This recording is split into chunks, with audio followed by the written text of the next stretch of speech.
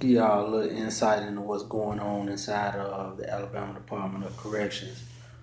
This March the 10th, 2017, as y'all know, the movement against mass incarceration and prison slavery, the move to abolish the 13th Amendment, amend the 13th Amendment, whatever phrase or term you want to use, still ongoing.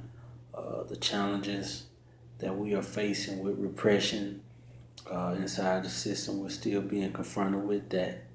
But in spite of all these challenges, we are continuing on in our efforts to bring radical change to the prison system, to the Alabama legislator and other legislators around the nation.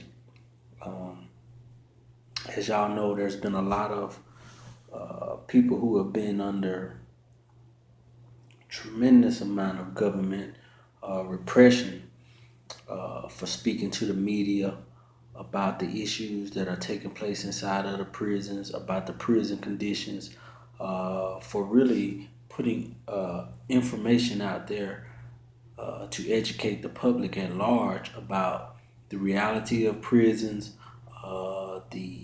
the laws that are involved in perpetuating this system, the economics behind the prison system, and so on and so forth. And the government and the corporations that fund the government and the corporations that fund the prisons are reacting to this. You're seeing more and more stories about cell phones being published every day, more and more people being snatched up, put into solitary confinement for speaking to the media, because these prisons are the most restricted and controlled government institutions that we have. And I've already talked about there's a reason why the media is not allowed inside of these prisons. But the media is also not trying to get inside of these prisons in any meaningful way. And what I mean by that is there are some dog and pony shows. Just plain and simple, that's what it is.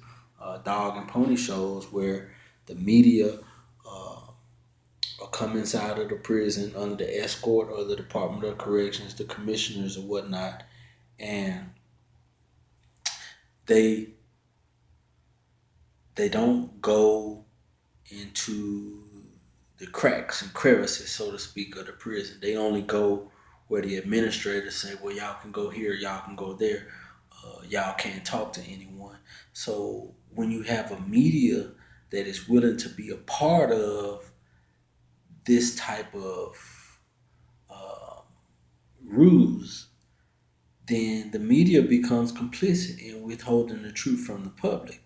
And so in Alabama, we know that the politicians are in the process of getting funding, almost $800 billion or more, to build new prisons. And the public does not know what's actually going on inside of these prisons. They're getting one side of the story, they're getting one narrative, and the public is being shut out from hearing from the people on the inside. The conditions of the prisons are not being adequately exposed. The public doesn't know what they're getting for 500 million. They have no idea what they're going to get for 800 million because the media, there's no access to the insides.